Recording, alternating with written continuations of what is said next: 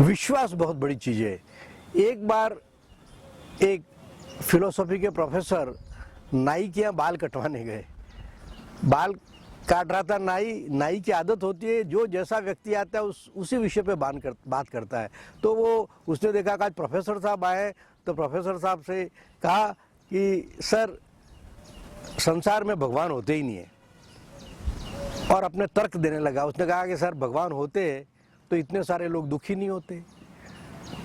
कई दिखते अपन को संसार में, हम देख रहे हैं कि कितनी तरह की पीड़ाएं हैं, इस तरह की, जैसे आजकल कोरोना हो रहा है, कुछ और हो रहा है। तो उन्होंने कहा कि सब ये मैं नहीं मानता भगवान है।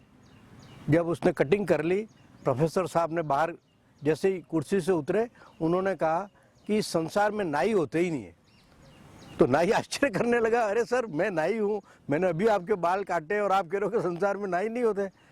तो उन्होंने कहा कि यदि नाई होते संसार में, तो देखो सामने वो बिल्डिंग में वो आदमी खड़ा है, उसके बाल और दाढ़ी इतनी बड़ी हुई नहीं होती।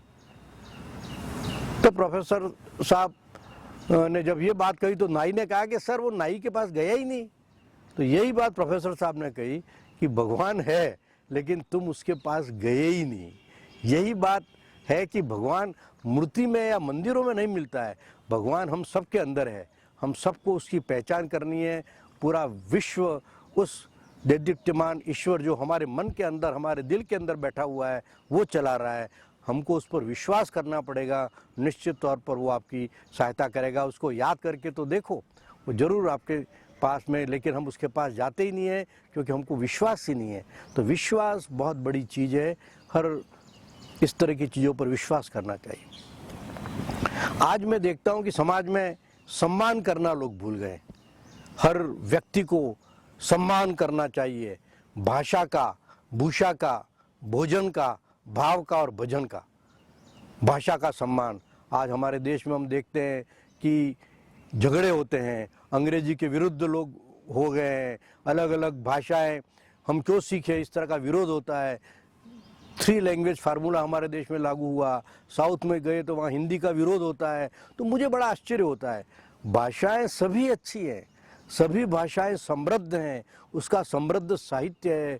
हर व्यक्ति को ज़्यादा से ज़्यादा भाषाएं सीखनी चाहिए। हो सकता है सरकारी और औरत कार्यों में आप अपने यहाँ की भाषा काम में लें, लेकिन भाषाओं के विरुद्ध हमको बात नहीं करनी चाहिए। भाषाओं के विरुद्ध बात करना है, उसके समृद्ध साहित्य का तौहीन करना है। इसलिए सम्मान करना चाहिए भाषा का। भूषा, हम जो ड्रेस पहनते हैं, आप देखते हैं कि विश्व में अलग अलग स्थानों की अलग अलग वेशभूषा है।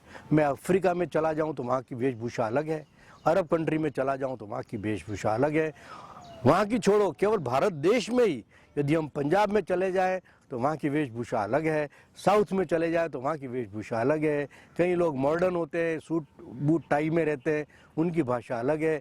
गाँव का व्यक्ति धोती कुर्ते में रहता है, उसका भूषा अलग है। भूषा के आधार पर किसी भी व्यक्ति का असम्मान नहीं करना चाहिए, क्योंकि हर क्षेत्र, हर धर्म, प्रदेश की, वहाँ के जलवायु के हिसाब से भी वो भूषा होती है। हर व्यक्ति को वहाँ की भूषा का सम्मान करना है। तीसरा है भोजन। भाषा, भूषा, भोजन।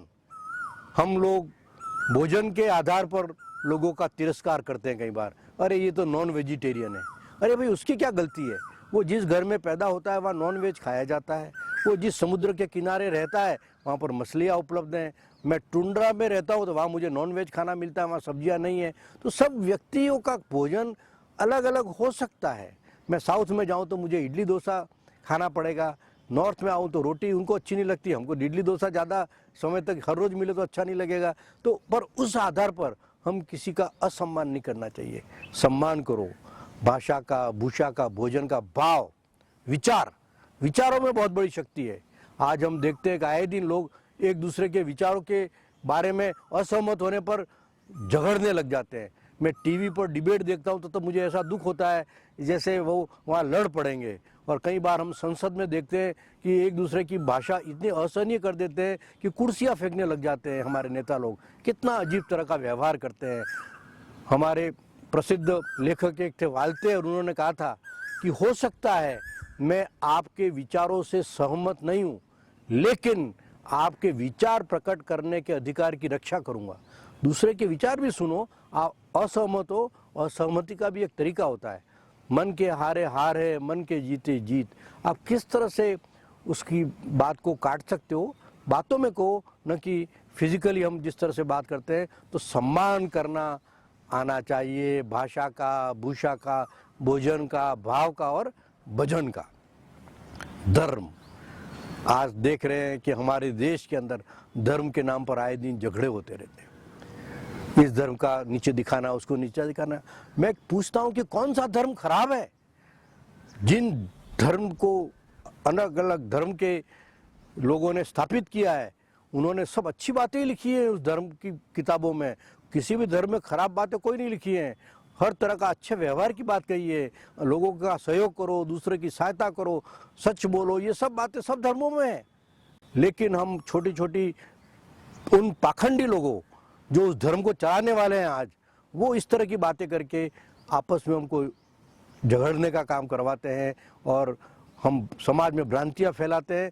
उन लोगों को हमको नहीं सुनना चाहिए। और मैं तो कहता हूं कि देश जब हमारा है तो एक धर्म होना चाहिए। हमारा देश राष्ट्रीय धर्म होना चाहिए कि हाथों में गीता रखेंगे, सीने में कुरान रखेंगे, मेल बढ़ाए जो आपस में वही धर्म ईमान रखेंगे, शंख बजे भाईचारे का, अमन किए अजान रखेंगे, काबा और काशी भी होगा, पहले हिंदुस्तान रखेंगे। ये भावना हमारे अंदर होनी चाहिए।